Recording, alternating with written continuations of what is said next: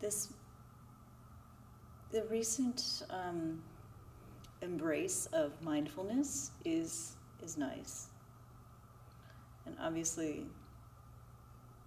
the road walked by Quakers and mindfulness is parallel,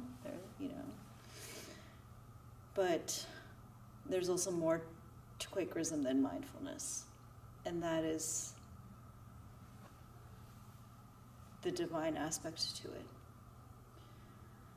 And so I want to say that the message is, I think mindfulness is saying, you can look to answers within yourself.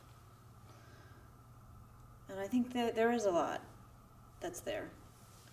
And Quakerism is saying, yes, but also open yourself up to the possibility that it lies outside of yourself as well.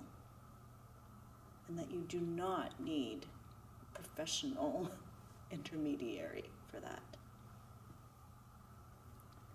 But if you train yourself in mindfulness techniques, and you have this faith, which can come from within, everyone has that within themselves. Their truth is there. But it does come from discipline. And it comes from questioning.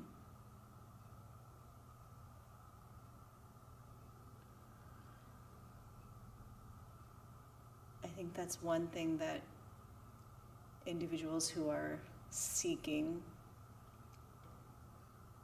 comfort could get from Quakerism. I think something that organizations could get from Quakerism, I have to say, I enjoy Quaker decision making.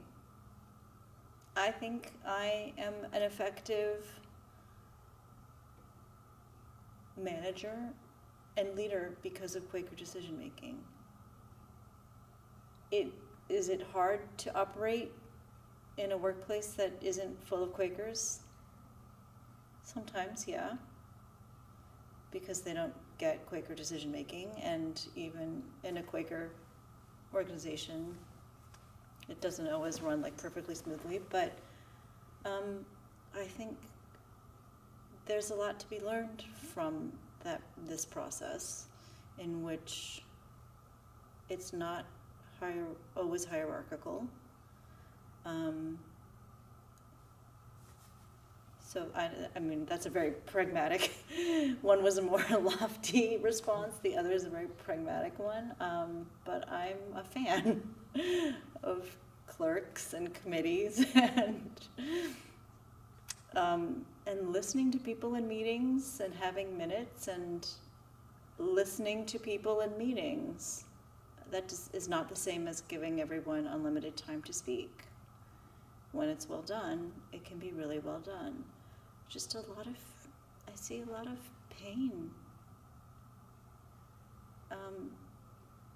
in the world that is unnecessary, even in the workplace. And people just need to be listened to, right?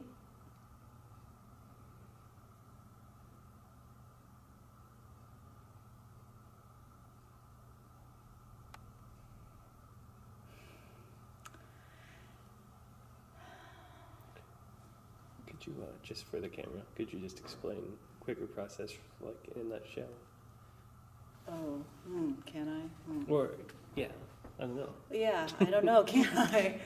Quaker process is, Quaker decision-making process is when, during a meeting, the clerk is not necessarily the boss, but is the person who runs the meeting and doesn't make decisions, but helps to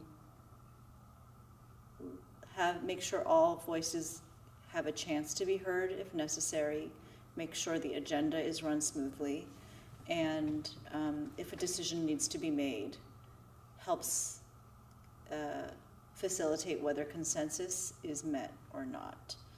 And an important thing during a true Quaker meeting for business is that it operates under the principle that everyone feels that the decision is being carried under the guidance of the divine spirit, also known as God, if you want to use that term. But I feel like even in if you're not in a meeting for worship setting, you could substitute that for everyone is operating under, let's say, positive intentions, good intentions. I think that helps, rather than, I don't know, if you can work with that assumption. But it's hard. It's right. You mentioned that we use consensus to some degree, and am I to believe then that Quakers don't use majority rule voting procedures? They should not, no. And could you elaborate on why we wouldn't?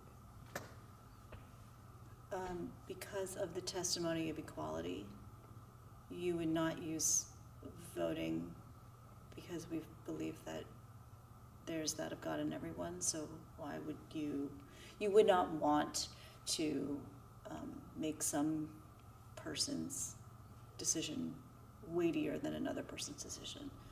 Now, in actuality, maybe not all choices are so important that they all require consensus. So, for instance, should we use white or blue plates? Perhaps that doesn't require a consensus decision. We can just vote on that, or we can just say, you decide. But for important matters, at meeting for business, right, we use consensus, which can take a long time or may not. But the spirit of it is that everyone's voice can be heard. I've read, maybe in Faith and Practice, that meeting for business is supposed to be conducted in almost like worship. Do you find that to be true? I mean, you're describing something that's very that has a lot of those elements at play. Right. No, it's conducted like we're going through this, then this, now we have to discuss this and this and this. Yeah. We begin and end with a moment of silence. But, I mean, it depends on the topic. If there is something that's very spiritual, it might be conducted more seriously like that. I mean, everything that we've discussed so far has been not like that. But I have been at meetings, not here, but in another setting in which it has been very spiritual, where we have discussed things like that, and people kind of spoke out of a silence where we were discussing something. Do you think that's sort of a thing, like with blue plates and stuff, we don't need to use consensus all the time, but then when we start getting into these things that require discernment, maybe that's when the worship component comes in? Yes, it can. I have seen that. Mm-hmm. Absolutely. Yeah. And can you not record this? Oh,